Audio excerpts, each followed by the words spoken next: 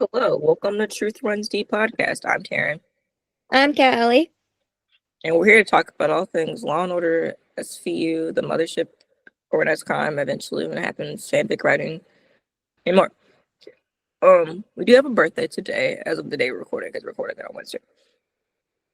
Woo! If I can find them.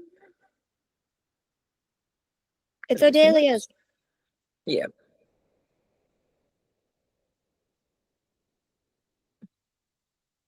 Okay, I think these are the notes. It was like, because it's been a hot minute since he recorded. Yeah, Odelia's birthday is today. We love you. We love her. All the love to her. We love Sam. So it's not often we get to see a good female prosecutor. Mm-hmm. So Not in a long time anyway. So. Literally since like the original mothership. So it's really good that at least in the Law and Order Mothership part, it hasn't been since the original. For SVU, it hasn't been since Casey and Alex. Yeah. So it's really nice that we have Sam. We get to see her every week, and that she's fighting for everybody. Mm-hmm. And Odelia is off screen too, which is awesome. So happy birthday, Odelia. Yes. I really hope I'm saying that right. Yeah, since we recorded last, because we did a special episode in between last, because there was a skip week. Ryan's birthday was we didn't get to talk about Ryan's birthday because we skipped with it because there was a skip week after, right? Then. So that was on my list. That was in our notes. That was also so. Happy birthday to Ryan! And it was like 2 weeks ago. Happy birthday! He's a teenager. Oh, he's already a teenager. He's 15. He's 15. Oh yeah. I believe I looked it up because we were my like, God. He's getting so old. He's getting older. Mm-hmm. Little Noah Benson isn't a baby anymore. Yeah. Because he started playing Noah in season 19, so. That long ago? Yes. 1901 was his first episode. Alrighty then.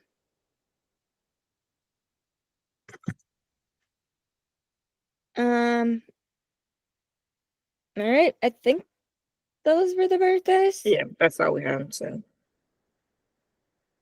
Yeah, for now. Wait. There was one coming up, I believe. Hold on, I believe Ice-T's birthday is coming up soon, but I think that's not. Oh, yeah, his birthday is the 16th. So February? We'll put the, yes. Saturday? Sunday. Right. So we'll put that in next week. I was like, one was like, it's another February birthday. But we'll get to that. We'll talk about that next week. And I know that Danielle's is in March. Yeah, so we don't have any more February. Well, I mean, my mom's birthday is today, so happy birthday to my mom. So. And my uncle. Yeah, I think that's pretty much it right now. So, what's the name of the episode again? The Hardest Thing. Thank you. It's on 11. We should be on 11. I was like, why don't I remember what it's called? So, this was like 2 weeks ago, so our memory's a little blurry of like what exactly happened. I'm like, what happened? I looked at the thing and I was like, oh, right. I don't know why I got.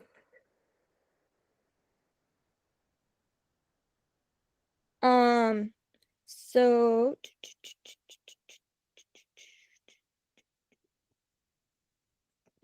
sorry, I was looking at. Hold on, I gotta take a phone call. Keep talking. I was looking at DoorDash. I'll keep talking now. All right, so the episode's called The Hardest Thing, and it started with this gentleman in his apartment just listening to classical music. He's minding his own business. Okay. And then all I'm of a back now. sudden, To answer the phone.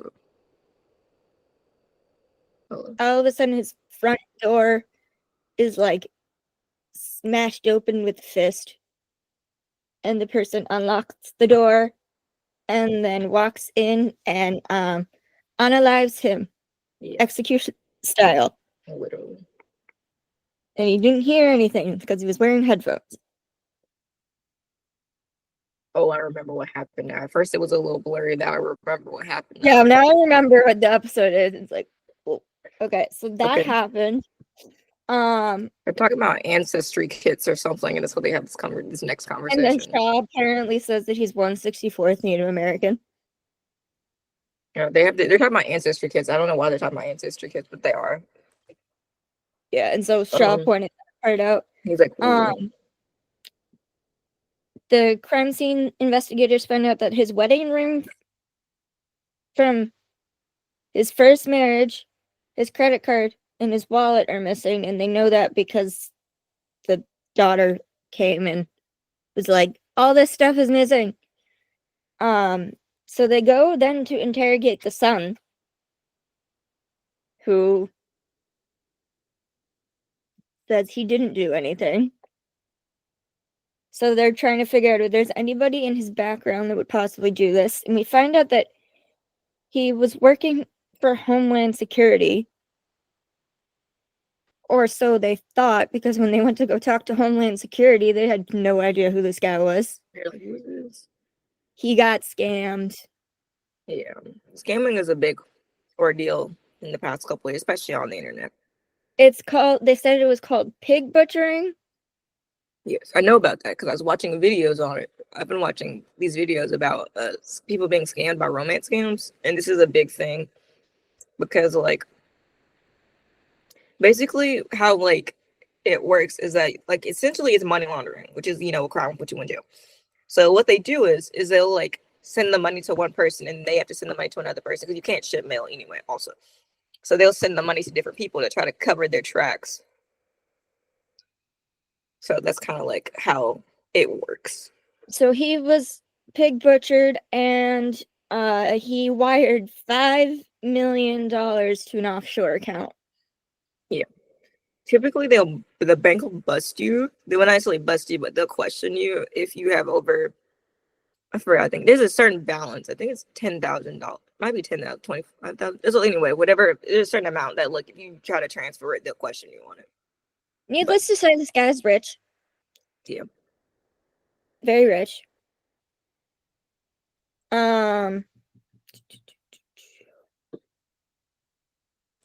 Then they find a video of this near the crime scene, and that the person had on a certain sweatshirt. Oh no, that the dad had a certain sweatshirt and the dad had the ring. And then they find the ring and the sweatshirt at the sisters. So now they're starting to put together the pieces that she did it. Yep. It seems that's easy, right? No. No. And then we get Nolan is in his office talking to this person, and Sam walks in. It's like, oh, sorry. Did I interrupt? And then we find out that it's his brother, Thomas, and the first thing he says is, "Oh, Sam, no one told me about you." It gives the same energy as Dude. it gives the same energy of like Lucia when she's talking Yeah, to. Lucia, when she said it, I was thinking, yeah, it's like dude, It gives that energy. I'm like, you're talking about girl, he's telling his brother about you. He's smitten, and he won't, even if he won't admit it, he's smitten. admit it. Make it happen already. And then the camera turns and he's just standing there like, or like, and Sam's laughing. So as we were correct, he is more of the charmer, the fun. the fun And he brother. says, We kind of assumed he can be fun deep down. So he leaves. They talk a bit about his brother, and then they have to go get more information from the case. They at first they all I might have jumped the gun. So when they found the stuff at the sisters, but they thought the brother put it there, so they went to go interrogate him. Um and he said that his sister was with him for a family dinner.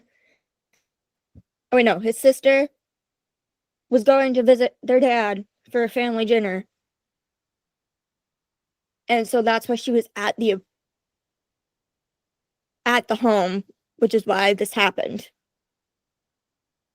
It's been 2 weeks, guys. Excuse me if I'm not remembering everything. Yeah. Yeah, always sometimes we tell ourselves we can record the next week. And then that's a bad idea because we don't Then we're remember. like, oh crap, we don't remember anything. Yeah, we take extensive notes. Otherwise, we really wouldn't remember. Then they go to trial, and the brother is testifying, and he's saying that he misremembered that the dinner was a few days earlier, not the day Yeah, of the murder. And you could tell he's like shaky, but like it's not shaky enough that it's like, oh my god, this guy is totally lying. It's shaky enough that it's like he's still like it's nervous, but he's firm. So it's like, well, shit. Um, we also noticed that Sam was wearing bright red and it looked very good on her. Yep. Yes. Um, Her wardrobe department always eats it every time. yes. Then we find out that well, the dad was like, so genuine to literally everyone. His kids were We're not, not. and were like taking money from him. Yeah. And Nolan says, well, somehow his children turned out to be vipers. Yep. Then Nolan gets a call from Thomas again. from Thomas again that something happened with their dad at the hospital. Because if you remember a few episodes earlier, we saw Nolan going to visit his dad at the hospital. His dad's really, really ill. Um,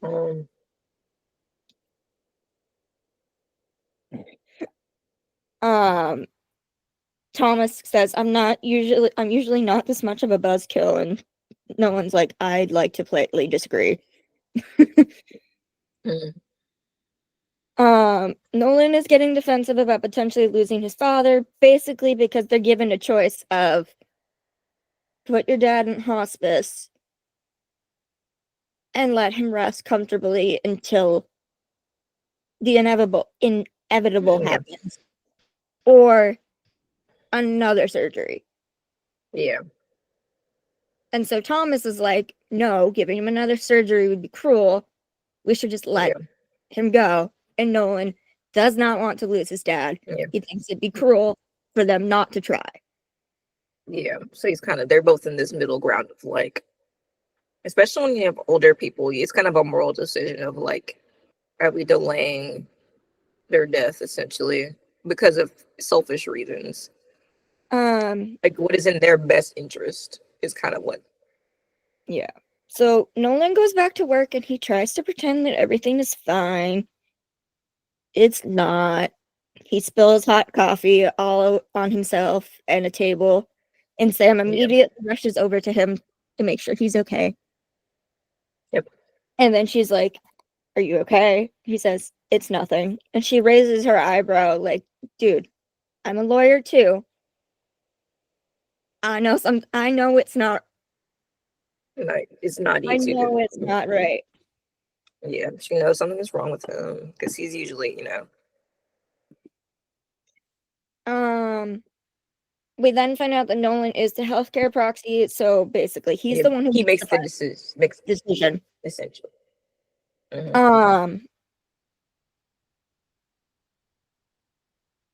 I loved this. I forget who said. I think this is when Nolan is telling Sam like what's going on, and he says, if you love someone, sometimes you have to live with the hard. And I was like, that is a very good quote. Then they're back to work. They're looking into all these files and everything, and they find out that originally the gun was in the safety deposit box, which is not what the sister said originally. So, then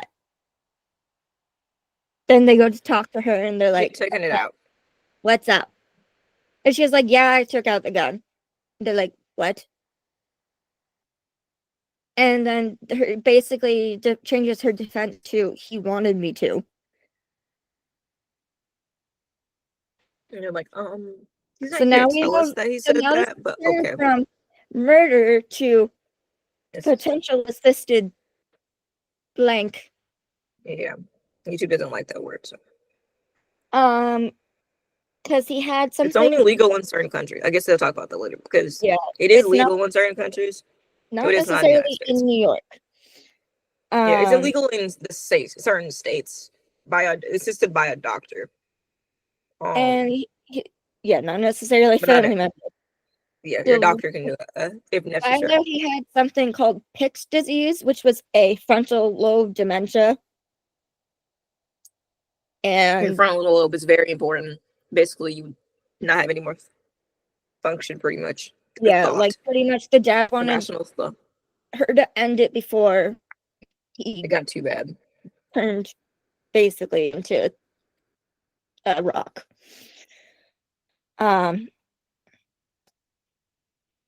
Nolan is now getting extremely pissed off. Yeah, he did not think this was the correct thing to do. Because now they literally have a case of sick dad, daughter killed him. Yeah. And so Baxter is like, try to offer her a deal. And he immediately snaps back with, there is no way in hell we're offering a deal here. Yeah. It's going to get personal because no one doesn't think that. Yeah. And Baxter and Sam are noticing that this is getting touchy. He's getting too personal. You're a little personal here, man. Getting too personal. They go on to say all they're going we can't bring this to trial either, because it says all they're going to see is a daughter who helped her father die diligently. Yes. And Sam, they're outside, and Sam's like touching Nolan's arms. She's trying to get him to listen to reason. Yeah, but he is. And he won't. So they go to the judge, and even the judge is like, best we take a plea deal. This could all be solved if you guys take a plea deal. And the defense is like, we tried. He won't accept it. But he won't do it. We're like, no, you're taking it too personally.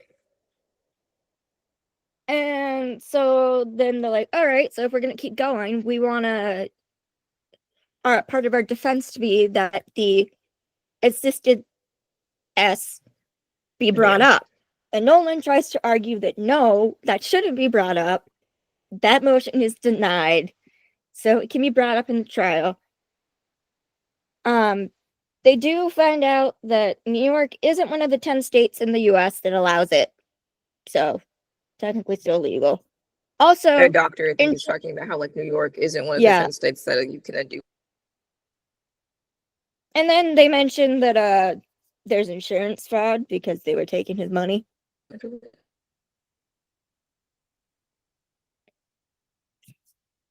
And then Nolan questions her. It's like, maybe you should take a back seat, but apparently not. The daughter claims that it was an act of love. Nolan goes to say this wasn't an act of love at all.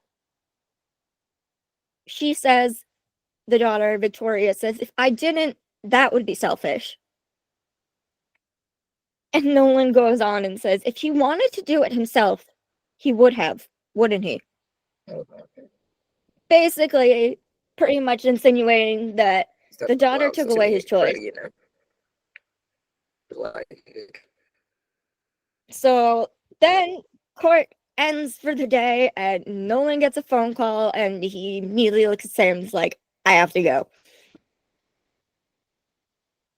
He rushes to the hospital, and we find out that the dad's episode is getting worse. He now has aphasia. He cannot swallow anymore. So his options are feeding tube or ease his pain until he passes.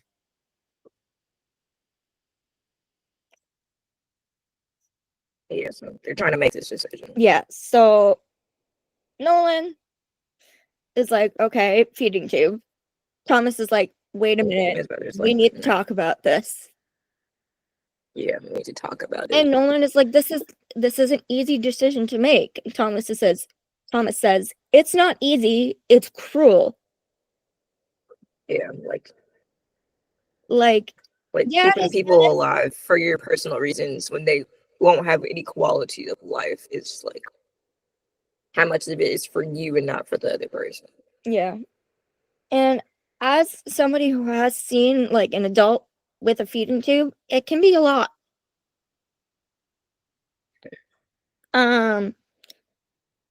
Then Thomas goes on to mention like basically like the dad has lived his life. He's suffered the fact of them losing their brother, which made me forget that I almost forgot they had a third one. Yeah. Christopher. So No one brought up Christopher in like the first season back and how he was on illicit substances and OD'd. So that was another Jesus. Everybody on this fucking show has messed up lives. Law and Order, the show where everyone has trauma. Yeah. Everyone. So sister, nobody's trauma free in this. Nolan's brother died, and he has this thing with his dad. Woo. And basically Thomas goes on to say, I understand how you feel, Nolan, but it's time to let him go.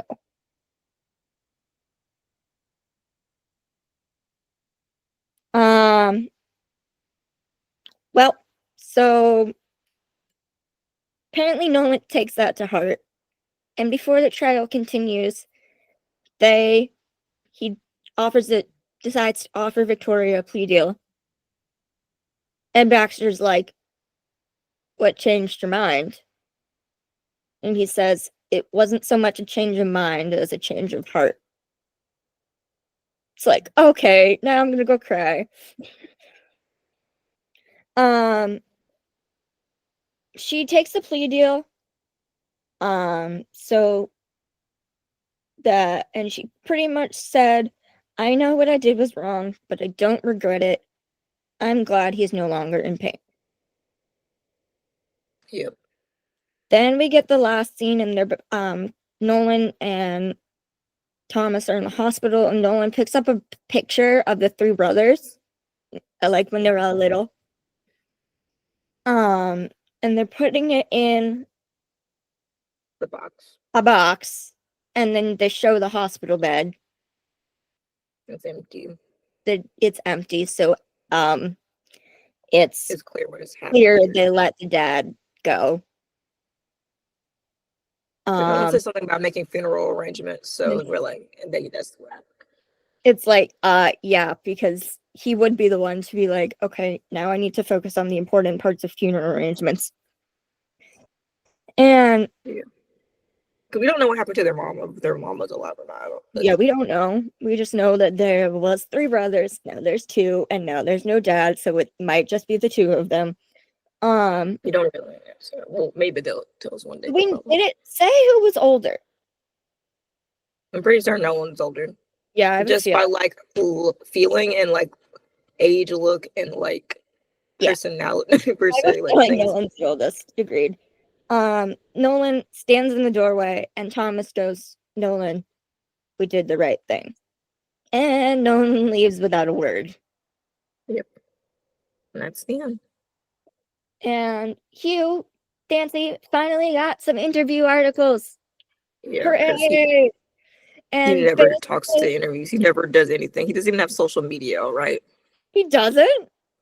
I don't think so. He's got 3 kids. I don't blame him. He's good. He's busy. He has no social media. He doesn't have like a page at all. Like So none. we finally got an article about Nolan and basically interviewer asking him about this episode, and basically said that it's kind of gonna affect him for the rest of the season, even though he's gonna try not to admit it. It's like, great, another lawyer with trauma. And with trauma. Here we go again, y'all. The first cruise, you know this. Like, kid, come on. And basically in the article, he also said that like he wouldn't like no one would have never told Sam if his like brother hadn't come. Like he was just gonna keep it to himself. Yeah, Keep like working. if Sam didn't see the brother, like and accidentally walking while they're talking about their dad, she would have not known anything. Yeah, because no one was not trying to be told. No, he didn't want to tell anybody. It's like, nope, this is my thing. Now I need the next time somebody does an interview with him, I need them to ask about Sam and Nolan. Yeah, they don't think anybody cares about that. Do it. So anyway, I give this episode a 4. Yeah, I like this one. It's really sad, but it does talk about it. It was sad. It was good. It was very good Hugh Dancy acting. Yes. I like this one. I still don't understand how he's like able to like yell in a American accent, even though he's English. I don't know how he does it. Exactly, because he kills it every time. Like you wouldn't forget that he has a British accent. I forget he's British. Yeah, exactly. I've watched several shows with him in it, but like I forget that that's not his voice. Because every time the first thing I ever saw him in, he was using his actual voice. So then when Law and Order happened, and I've watched it so many times, I keep forgetting that he's British. Yeah, I've watched Hannibal, The Path. Who's on another show I watched? No, it was Hannibal and The Path, and like how does a British person have a better American accent than some Americans? Exactly. Anyway, we got to keep moving because we have things to do today. So tomorrow the episode is Duty to Protect. When a teenage girl is found dead, the squad struggles to find a motive without her knowing her identity. Price and Maroon must pick up the broken pieces of their case. A shocking courtroom revelation. Basically, I'm so curious. Basically, the mom, the mom was the daughter's the one who died, and like the mom knew she was being like abused or whatever was happening to her. I don't remember. And yeah, basically the mom kind of knew that like the daughter's being, being abused.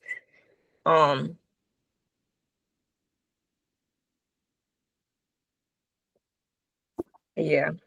And like Sam and Nolan kind of disagree about how like because the mom apparently was also being like abused in this relationship she had maybe with like whatever was going on. So like deciding like is the mom's case leniency, does she deserve leniency also in the situation where her daughter was killed? Is kind of what they're having to decide. I have a feeling that Sam's gonna be the one who wants leniency. Yeah, so we will see what happens. Man, I'll watch that later. There's another episode of Scammed Fish on. I'll watch it later. I keep forgetting that it's like tomorrow. For some reason I keep thinking we have another week. Literally it's tomorrow because we missed the scheduling a little bit. We'll be better about episodes that we need to do today. Okay. All right. So SVU. The episode's called Deductible. The title I'm still a little confused by, but whatever.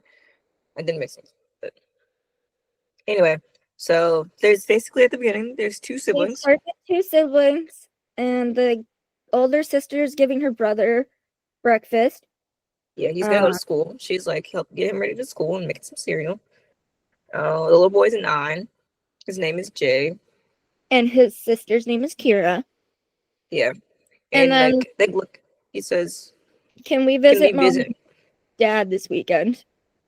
We don't know how they died, but we assumed maybe a car accident or a motorcycle accident. It's been they were driving. The picture they look at of their mom and dad, they're on a motorcycle. So we don't know, some kind of act, maybe something is like we just know their parents are unfortunately not alive.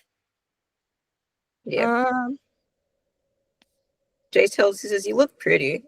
Yeah, she's literally walking to work. They're walking to the subway so he can go to school and she can go to work. And he looks up and he's like, you look pretty. I'm like, Stop He's it. a sweet That's little so brother. sweet.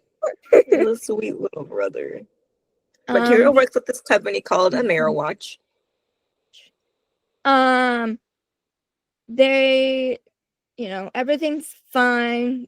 She's burning everybody coffee. She seems to be one of the only girls that's there.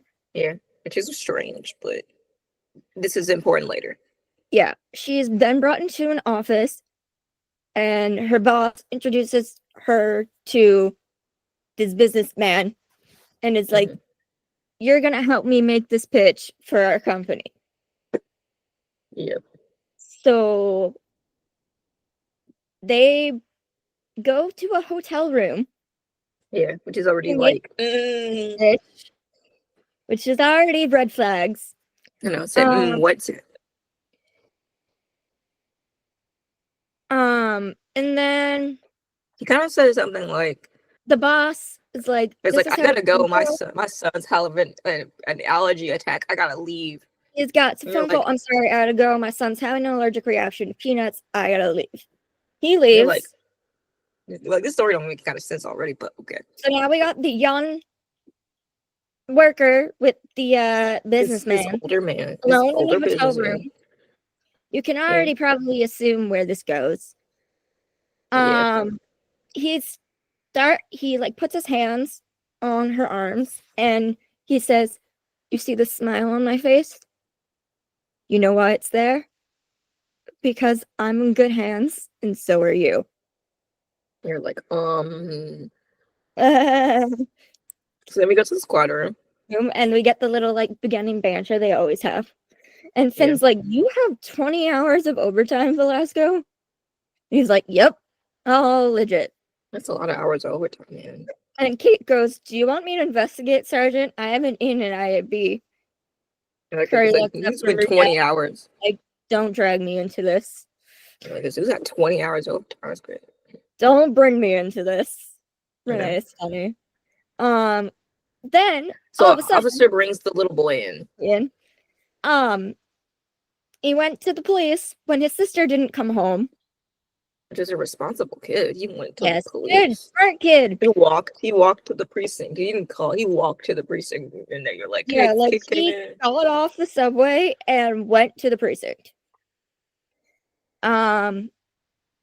Olivia talks to him, and basically he goes on and says, like, our parents died a year ago. Yeah, my sister didn't come home sister's all I got. My sister works here.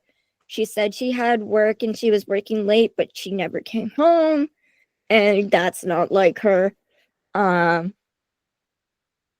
then Olivia says, "I'm gonna get someone down here to take care of you."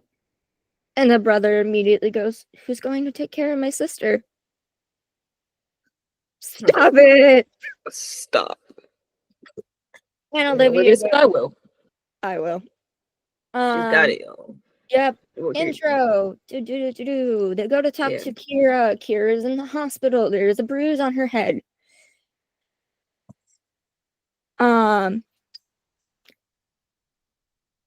Before they talk to her, Olivia gives. I gotta open the door real quick. I'll be right back. Keep talking. Olivia gives Silva a call back. Silva a call. Silva is the one who she had sit with the brother, and this little thing is so adorable. They're talking to the brother, and then all of a sudden he goes, "Detective Silva, they found Kate." Kira. The K names are confusing me. Anyway, they found his sister. And Kate goes, "I know, that's so great." It's like, oh, she's cute. She has a thing with kids. We were debating if she would or not. Now we know she does. Back in the hospital, Kira doesn't want to tell what happened. She wants to pretend everything's fine. Her boss is mad at her. She let a deal fall through. And she goes on to say, the businessman, his name is Jim Hogan. He spilled his wine undressed, went to the bathroom to clean it up, came back, got on his knees, pulled down her underwear, and committed sexual acts in that way that she did not consent to. So she ran to the bathroom and hit her head, which is how she got the bruise, and locked herself in the bathroom the rest of the night until a cleaning lady found her the next morning. And usually it's the other way around. Usually the women are the ones who end up being forced to go on their knees. So this was a little different. She is still worried about the deal, and she's worried that it fell through. But then all of a sudden, flowers are delivered to her. And she says, the flowers say, "Thanks for a great evening. No hard feelings." And it's then that she realizes that, apparently to everybody else, this was totally fine and not traumatic. And now she's angry and she wants to file a report and do a rape kit.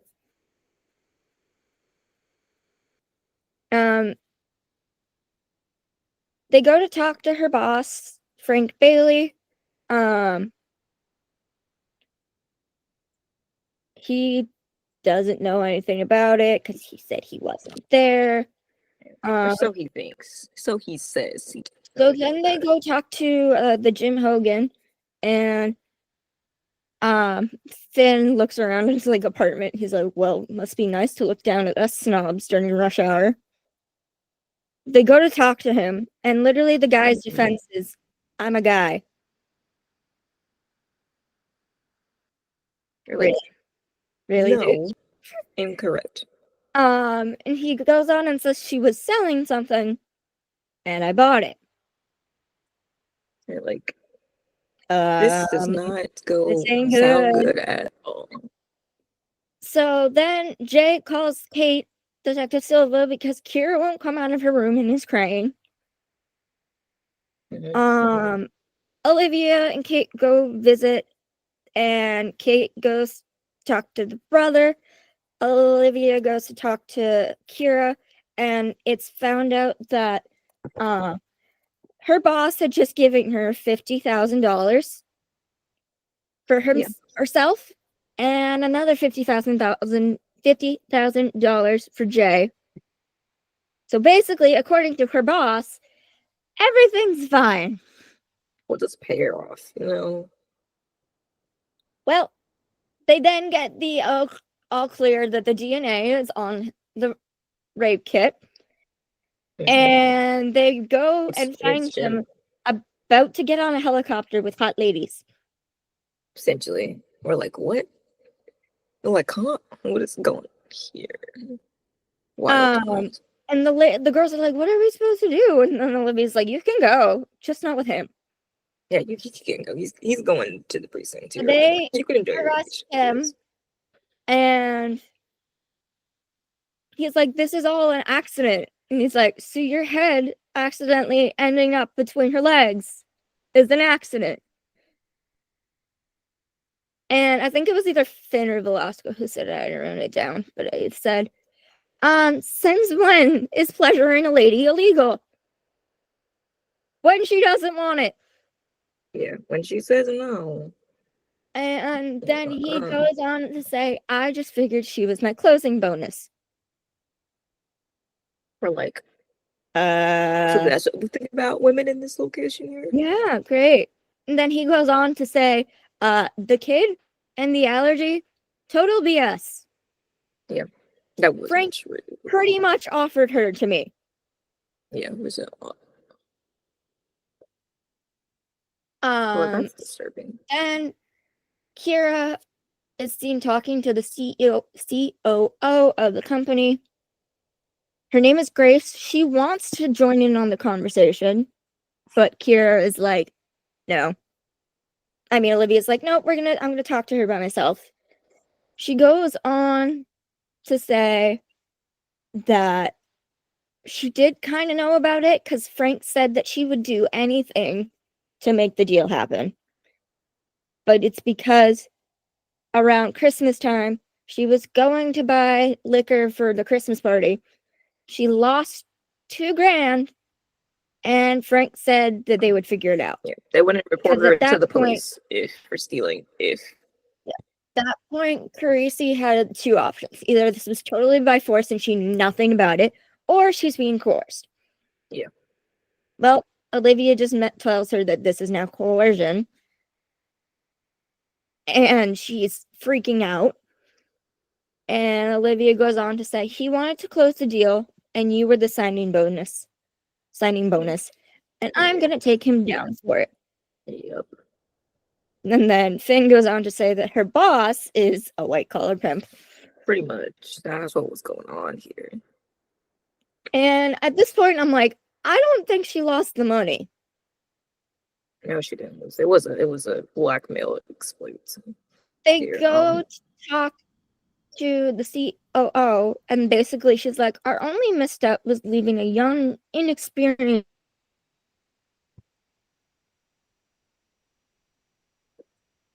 girl alone to close a deal when she wasn't ready.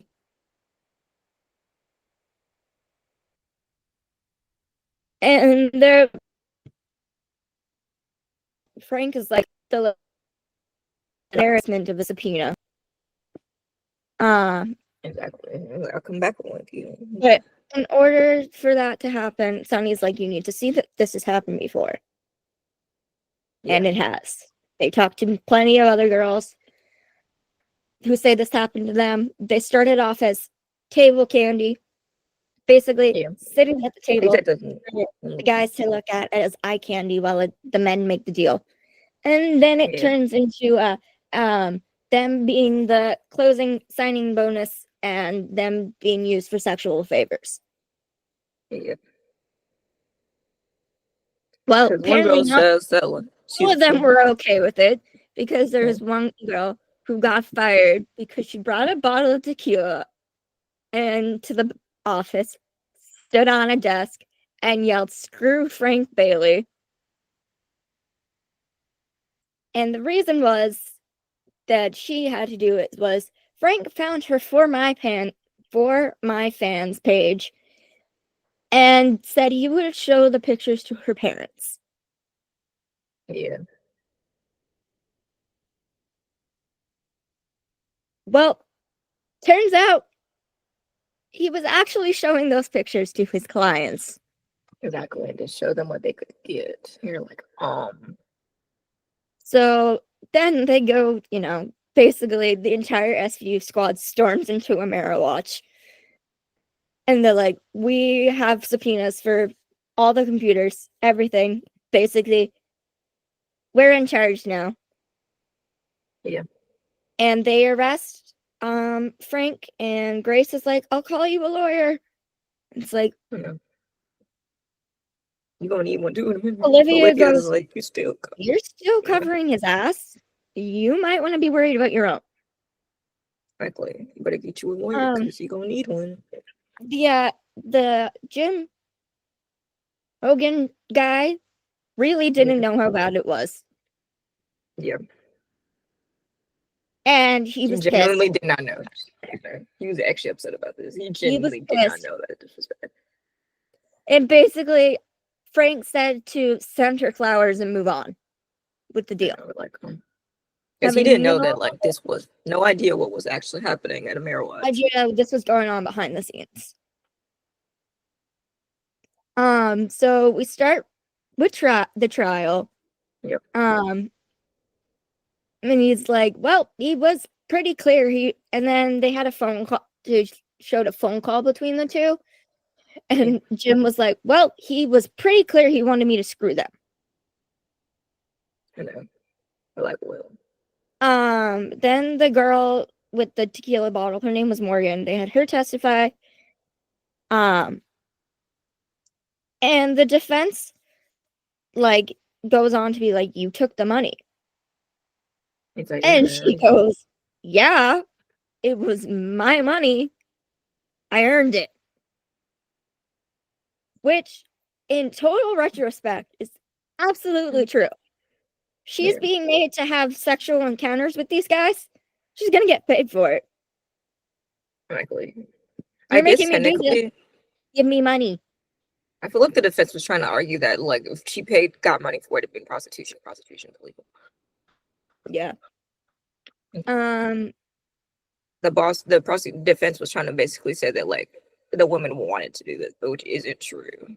Yeah. So Kira testifies. She said that her boss would report her to the police if she didn't do her part in regards to the missing money. And she said she also cashed the check to support her family because it's literally just her and her brother. Mhm.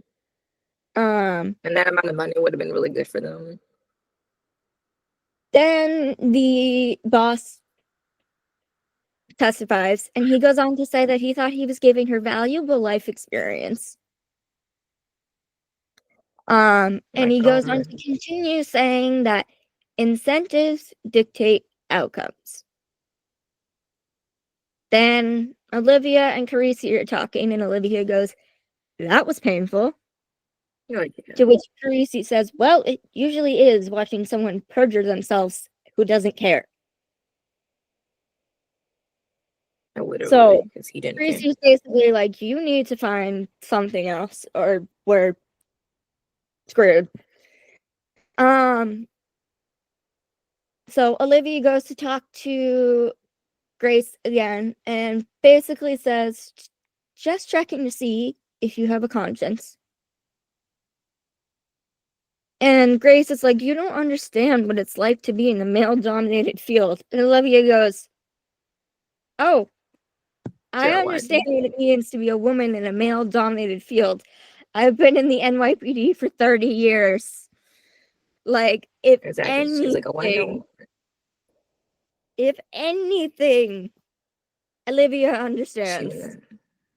is. Um, and she goes on and she's like, "You didn't have a female COO growing up, did you? These girls do." Like, basically, they look up to you and you're telling them to do this. Yeah. Well, that's the end of that. Olivia walks away. Yeah. She She does gets all put she in her could. car. They go to the court. They literally think they're about to go to closing arguments. Grace walks back in the courtroom, in the courthouse, and she said, "I know you didn't think I was listening to you last night, but I was." Mm-hmm. And so she decides to testify on their behalf. She goes on to say that the money that Kira was Framed took for stealing. never went missing. It was put in her purse. She goes on to say, "What you went through, Kira, this never should have happened. I'm going to try to make it right." Oh, sorry, the money never went missing. Frank took the money. Yeah. So, and Carisi is like, "How do you know all this is true?" And she goes on to say that he did this to me 20 years ago. Yeah. And So this has now been it's a long run business. my job to keep it going.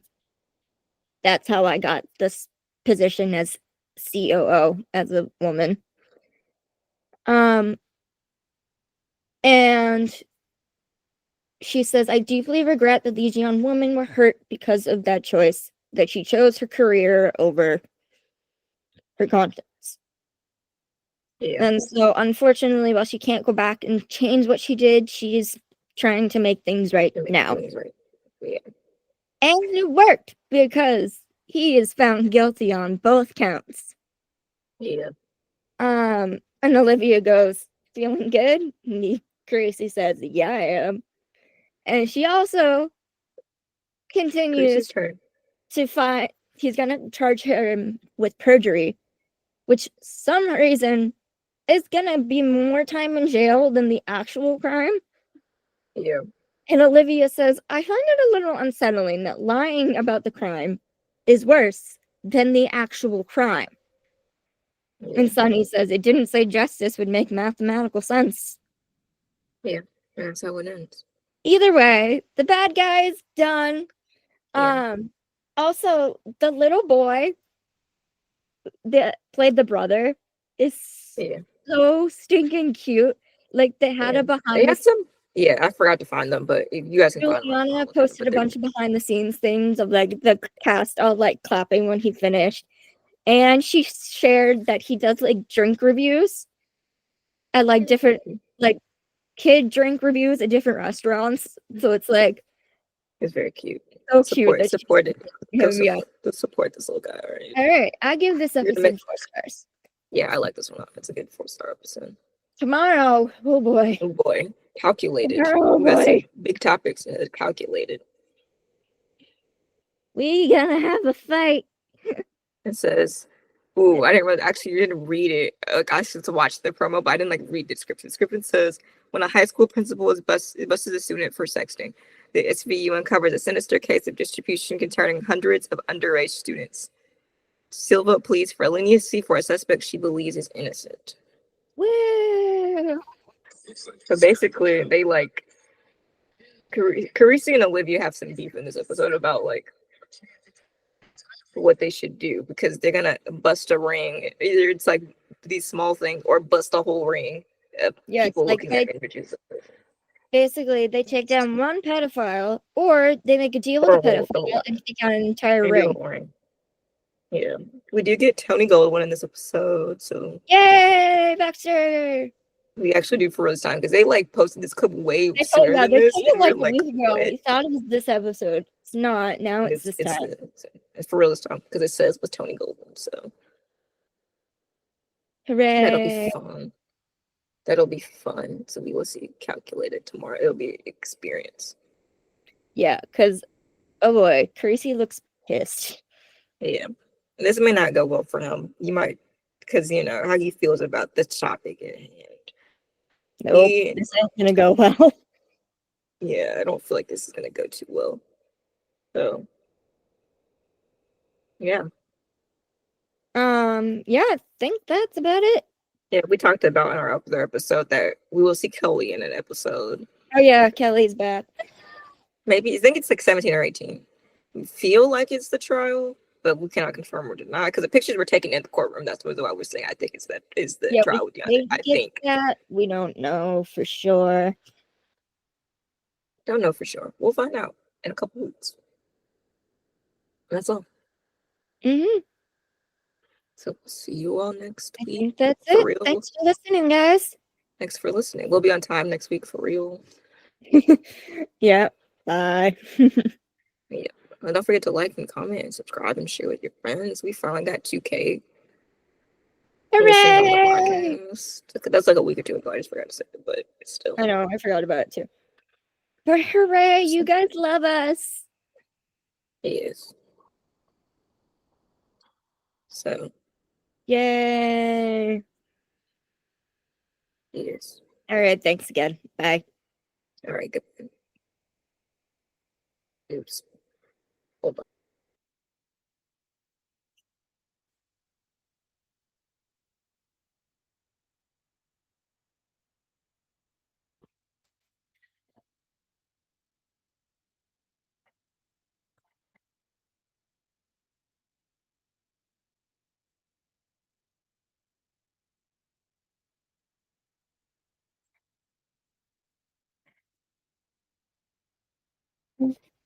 I forgot to.